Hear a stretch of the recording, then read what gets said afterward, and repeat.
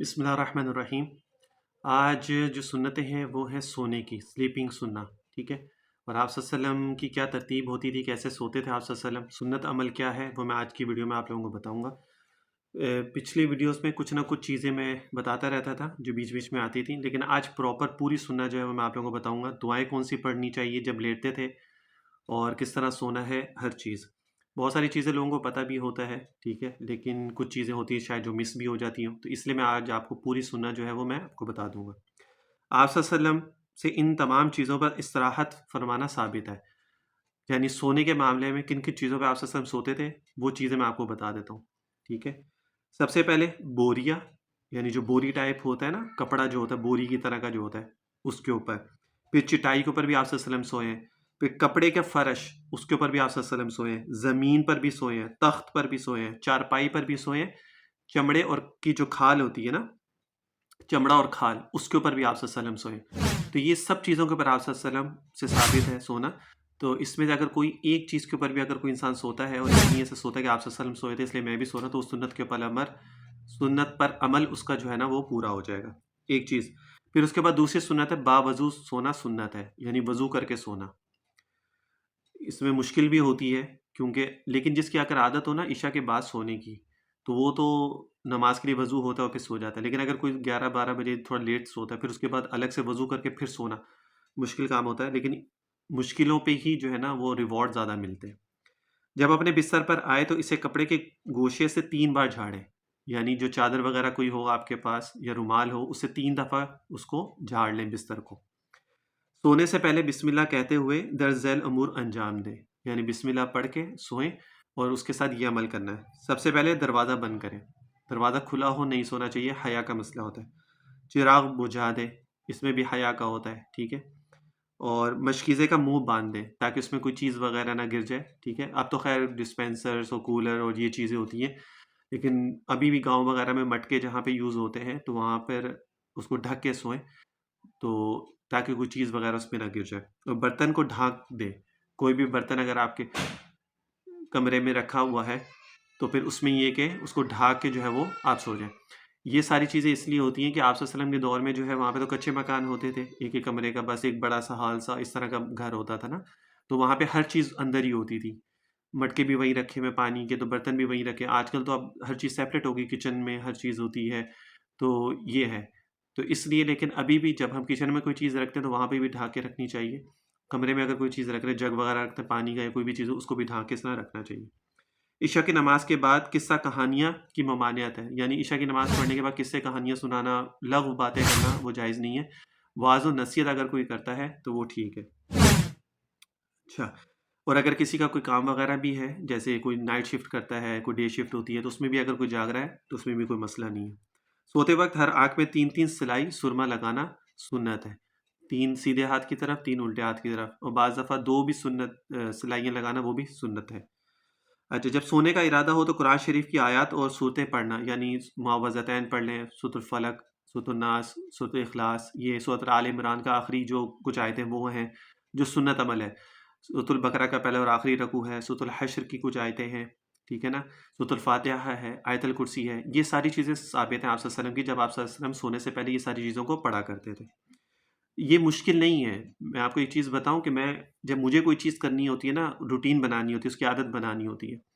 تو میں اس کو جو ہے نا اپنے پاس رکھتا ہوں، اور جب مجھے جیسے سوتے وقت یہ جو بھی چیزیں تھیں پڑھنے کی جو آپ سے ثابت ہیں، تو میں اپنی بک جو ہے نا اس میں ساتھ رکھ لیتا، جب سونا ہوتا تو وہی بک سے کھولی، اس کو پڑھا، اور پڑھنے کے بعد وہ 1 ہفتہ 2 ہفتے بھی اگر آپ روزانہ اس کو روٹین سے پڑھتے ہیں نا تو وہ آیتیں وہ ساری چیزیں آپ کو زبانی یاد ہو جاتی ہیں، پھر اس کے بعد آپ کو اس کو پڑھنا مشکل نہیں ہوتا۔ اچھا، سورۃ الملک جو ہے وہ بھی پڑھنا عشاء کی نماز کے بعد پڑھنا ہے، تو وہ جب آپ سوتے وقت اس کو پڑھ لیں گے تو وہ سونے کے بعد ہو جاتا ہے۔ اچھا، سونے سے پہلے تسبیحات فاطمہ، یعنی 33 دفعہ سبحان اللہ، 33 دفعہ الحمدللہ، اور 34 دفعہ اللہ اکبر، یہ پڑھنا بھی سنت ہے، اور اس کے بہت فائدے بھی بہت ہیں، یہ بھی میں آپ کو بتاؤں، یہ تسبیح فاطمہ جو ہے نا اس کے بہت فائدے ہیں، اگر آپ سونے سے پہلے اس کو پڑھتے ہیں روٹین میں تو اس کی بہت برکات ہے۔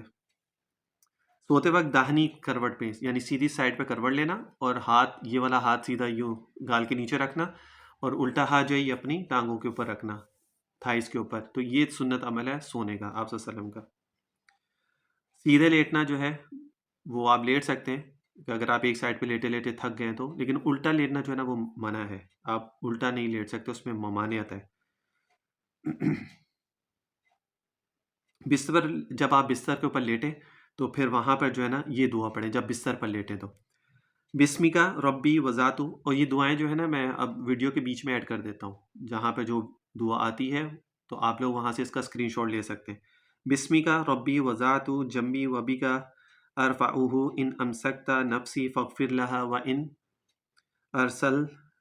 ارسلتها فاحفظها بما تحفظ به عبادك الصالحین، یہ دعا ہے جب آپ بستر پر جاتے ہیں سونے کے لیے نا، تو یہ دعا پڑھ لیں، اور پھر اس کے بعد اللہم بسمی کا اموت و احیا، پھر آپ یہ دعا پڑھ لیں۔ پھر اس کے بعد سونے سے پہلے 3 دفعہ استغفر اللہ ربی من کل ذنب واتوب الیہ، یہ بھی پڑھ سکتے ہیں، استغفر اللہ الذی لا الہ الا هو الحی القیوم واتوب الیہ، یہ بھی پڑھ سکتے ہیں۔ استغفار سونے سے پہلے 3 بار استغفار بھی پڑھ لیں، ٹھیک ہے نا۔ اس لیے بھی ہے کہ ہو سکتا ہے کہ نیند کے اندر ہی انسان دنیا سے چلا جائے، اس کا انتقال ہو جائے، تو توبہ استغفار یہ سب کچھ کر کے انسان اگر سوتا ہے، سنت کے مطابق سوتا ہے اور یہ سب کچھ عمل کر کے سوتا ہے، تو انشاءاللہ تعالیٰ وہ سیدھا جنت میں پھر جاتا ہے۔ اگر خواب میں کوئی ڈراؤنی بات نظر آ جائے اور آنکھ کھل جائے تو 3 دفعہ دوسری سائڈ پہ تھو تھو تھو تھو، اس طرح تھو تھو تھو تھو، تھوک پھینکنا، تھو تھو کرنا ہوتا ہے، وہ تھوک پھینکنا نہیں ہوتا، وہ جب آپ تھو تھو تھو کرتے ہیں نا اسی میں وہ 1-2 ذرات جو ہے نا وہ نکل جاتے ہیں،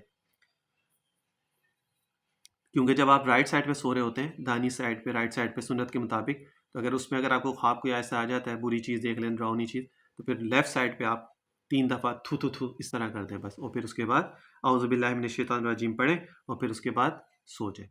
یہ سنت عمل ہے پورا، آپ صلی اللہ علیہ وسلم جس طرح سویا کرتے تھے،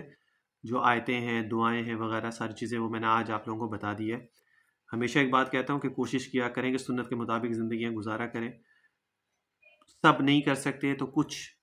کوشش کر کے کچھ ضرور کیا کریں، اگر سب نہیں کر سکتے تو، لیکن کیا ضرور کریں، آپ کی زندگیوں میں بہت چینجنگ آئیں گی، آپ کی پریشانیاں، مصیبتیں، تکالیف دور ہو جائیں گی، اور اس میں اللہ تعالیٰ برکت عطا فرما دے گا۔